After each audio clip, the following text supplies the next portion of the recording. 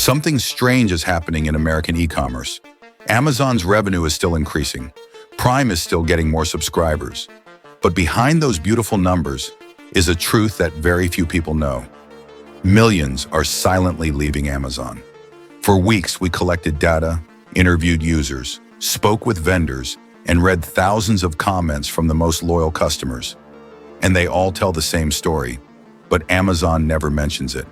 The packages were switched. Old goods are returned as new. The search filter is no longer for searching, and the level of seller dissatisfaction is reaching dangerous levels. Amazon is not collapsing, but trust in them is declining faster than any financial chart can show. This is not an expose video. This is an investigation. What happened to America's favorite retailer? And why are users leaving, little by little, day by day? There was a time when Amazon was more than just a shopping website. It's like a magic door opening to the future, where everything you need appears with just a click. At a time when e-commerce was still in its infancy, Amazon entered the scene as proof that technology could transform the most inconvenient things into an experience that was so seamless, it was almost magical. For millions of Americans, the moment of receiving an Amazon box on their doorstep used to be a very real kind of joy. Each 2-day Prime delivery is like a promise. We'll take care of you before you even have time to worry. And that promise, for many years, has been kept in full. Amazon became the cheapest because they sold below cost to gain market share. The fastest because they've built a logistics network so vast you can imagine it as a miniature city operating 24/7. The easiest place with one-click checkout, an innovation that changed the entire consumer world. And most importantly, the most reliable place. An item purchased on Amazon is almost always as described, at the right price and of the right quality. In those years, if you asked an American family, "What do you need?" they'll almost reflexively answer, "Let me check on Amazon." But what makes Amazon a shopping paradise isn't just speed or price, but rather it was the feeling of being respected, of being treated as the center of the shopping universe. A feeling that very few brands of that time were able to achieve. So what happened? How does a paradise begin to show cracks that we don't notice until it's too late? And are we, who once loved Amazon, witnessing an era ending without even realizing it?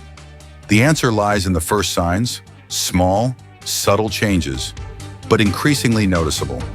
Let's move on to the next part. When an empire begins to collapse, it rarely starts with a bang. Usually things start with signs so small, you don't even bother to notice, until they come together to form a larger picture, very different from what you've ever known about Amazon. And with Amazon, the first sign appeared right where no one expected, the search bar. Throughout months of surveys, a surprising number of users described the same experience. When searching for a USB, Amazon returned everything but a USB. If e-commerce is the map, then search engines are the compass. But when the compass is off by even a few degrees, the path you take can lead you miles away from your destination. In the past, a single keyword could lead you to the best product. But now the top of the search page is heavily covered in sponsored content, items that may not be relevant, but are prioritized because they pay to appear. Users describe having to scroll through 2 to 3 pages, skip through a series of images, and manually filter like they're panning for gold, just to find the item they actually need to buy. This isn't just an inconvenience, it's a fundamental signal. Amazon is prioritizing advertising revenue over user experience. If search is the compass, then reviews are the life raft of e-commerce. But when that float is inflated with air, you won't know what you can trust. Hundreds of comments stated they encountered 5-star reviews, but the content was unrelated, a cashback program to exchange for good reviews. Images that were suspiciously beautiful, but the real product was completely different. When evaluating, a factor that is supposed to guarantee purchasing decisions but is distorted, users feel like they are pulling a lever in a game of chance. Have you ever encountered that situation? A product that looks perfect, but when you open the box, it's a different story? And as these small details accumulate, they create a larger feeling. Amazon is no longer on the buyer's side. No one said it out loud, but that feeling creeps in with every failed search, every false evaluation, every click that leads to an advertisement. Users didn't leave Amazon because of a major incident. They left because they felt pushed to the back seat. And as that feeling became increasingly clear, a question began to emerge. If Amazon is no longer cheap, no longer convenient, and no longer trustworthy, what will keep users coming back? The answer lies in the next section. Prices began to change in ways few could have predicted. Can you guess? If in the previous part we saw the first cracks coming from experience, this part reveals an even more insidious secret. Amazon's prices have changed, but they've changed in silence. There was no fanfare. There is no explanation. You just have the feeling that the final bill is getting heavier and heavier, even though you're still buying the exact same things as last year. And many Americans are starting to wonder, when did Amazon get so expensive? Prime was once the jewel of Amazon, a true bargain. But according to many users, the value for money feeling of Prime is gone. One commentator said, Prime Day is like raising prices a week in advance and then lowering them back to the original level. There's no such thing as a special offer. Prime, once the VIP card for online shopping, now feels like a gym membership card you're forced to keep. Just because you're used to it, the price of Prime increases over time. Just like the bottle of water you buy at the airport. It's still small, but the price goes up slightly every year. Little by little, just enough to inconvenience you, but not enough to create a wave of opposition. Throughout the investigation, one fact kept reappearing. About 60% of the time, the same item. Walmart was cheaper than Amazon. Think of it this way. You buy a box of cereal for $5 on Amazon. At Walmart, it's only $4. A difference of $1 might sound small, but across 20 items, it becomes a difference significant enough for a middle-class family to consider. The irony is, Amazon used to beat Walmart precisely because it was cheaper, but now Walmart is using that same strategy to reclaim its historical debt. In a market where consumers are increasingly price-sensitive, this is like a marathon runner suddenly slowing down and not realizing their competitors have overtaken them from behind. In addition to the listed price, users also complained about shipping fees varying by region. The surcharge is unclear. The product price is adjusted during peak hours. Taxes are calculated differently for each warehouse. All of this made many customers realize what they are paying for is no longer just the price of the product, but the price of convenience, which is being revalued. Have you ever checked the price of an item on Amazon, then Googled it and been surprised to find the manufacturer's website cheaper? The price increase is one thing, but a more serious problem awaits, something that causes millions of people to leave Amazon immediately. The crisis in the return system, old, dirty, incorrect, and used items. And that will be the content of the next part. If the cracks start with the search and price experience, this is where things go from annoying to complete loss of faith, Amazon's refund system. In e-commerce investigations, experts have previously said that returns are the least visible dark area. But as we followed the stories of buyers and sellers, that darkness suddenly became frighteningly clear. At a returns processing center nearly the size of a giant football field, we saw something many customers never know. Hundreds of thousands of returned items stacked into small mountains. Each item holds a story, and not every story is beautiful. According to the data we've collected, approximately 14% of current returns are related to fraudulent behavior, which is nearly 3 times higher than a few years ago. In other words, for every 100 returned items, more than 10 have issues. But that's just the surface. Many viewers left comments that surprised us. A thermos was repacked, but it was still slightly damp inside. An electronic item is listed as refurbished, but the surface has many clear scratches. A child's car seat was returned with unexplained stains. The box is as heavy as the real thing, but inside it's just a deceptive weight. These stories are not rumors. They repeat to the point of forming a pattern. The inspection stage is overloaded and errors creep into the operational chain. Have you ever received an item that made you wonder, what did this warehouse check before sending it? No one wants to receive an item that shows signs of prior use, especially products related to young children or families. This is where a lot of viewers responded similarly. Just one bad experience, and they immediately stop buying on Amazon. Because in consumer psychology, trust is the foundation. Once that foundation is shaken, all other advantages, from fast delivery to good prices, are not enough to hold on to. According to reports, the amount of non-reusable cargo is a staggering figure, equivalent to billions of weight units being sent for disposal or reprocessing each year. Imagine, that's enough volume to fill hundreds of heavy-duty transport trucks. On the one hand, it shows how great the shopping demand is, but on the other hand, it also exposes a truth few people talk about. The reimbursement system is being stretched to its limits. Why do you think a company that was once proud of its quality allowed such mistakes to happen? Is this the fault of the buyer, the seller, or a system that has become too large to control? And when buyer confidence wavers, it seems Amazon can rely on its seller base to maintain the ecosystem. But that was the next shock. Small sellers were also leaving Amazon en masse. The reason lies behind the stage, a place very few people have ever seen. If the buyer is the surface of the iceberg, then the seller is the deeper, submerged part, where the true health of the Amazon ecosystem is reflected. And as we delved into the data, the surprise wasn't that users were leaving Amazon, but that sellers were also quietly fleeing. A little mentioned truth: when the seller leaves, the quality of the product declines as well. And that was the biggest domino in Amazon's silent chain of decline. In a series of interviews with small retailers, a common theme emerged repeatedly. After fees, returns, and operating costs, we're left with only about 1%. How can you imagine this? If the seller earns $100 from the product, almost $99 is absorbed by platform fees, FBA warehouse fees, operating fees refunded, delivery fee, incorrect application processing fee, and most recently, a series of new fees were applied to each product group. Many shop owners describe this feeling as being like running on a treadmill at high speed, but not being able to move forward a single step. As in the previous section, the reimbursement system is overloaded, but the heaviest impact is not on Amazon, but on the sellers. They have to pay for the returned item.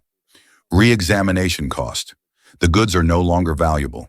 Sophisticated scams, empty boxes, substituted items, or used goods. According to a survey, the return rate on Amazon is 3 times higher than on other platforms like Walmart or eBay. That means for every 10 items sold, 2 items will be returned in a way that causes the seller to lose money. Can you imagine doing business just waiting to see how much you'll lose today? Another issue quietly strangling small sellers is the influx of low-priced goods from abroad, arriving at a torrent-like speed. Not all goods are of poor quality, but many sellers describe this competition as being like racing against opponents without having to follow any rules. The result? They were forced to lower prices, even the profits were already very low, or be eliminated from the competition.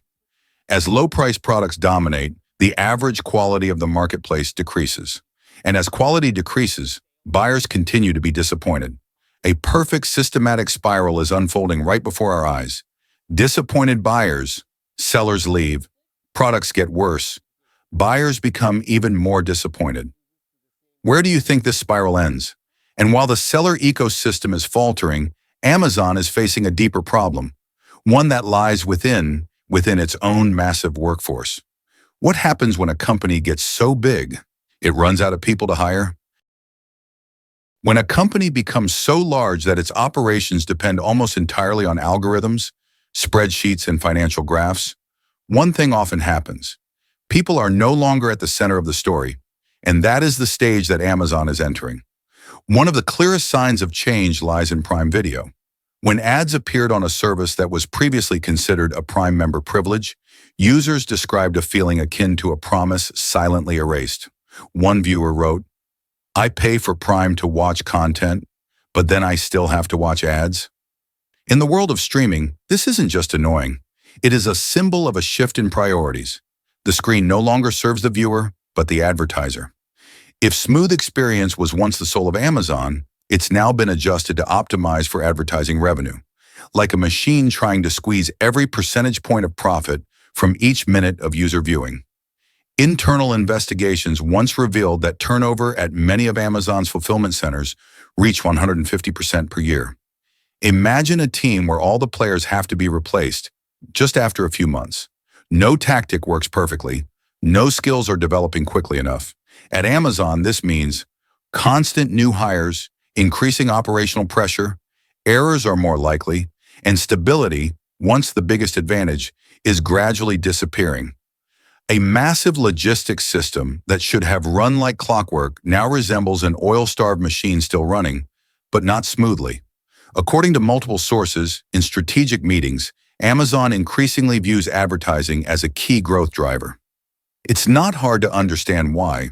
Advertising brings in tens of billions of dollars each year, but in return, the priority positions on the search page, which were reserved for the best products, are now becoming rentable positions. A comment from an e-commerce expert summed this up.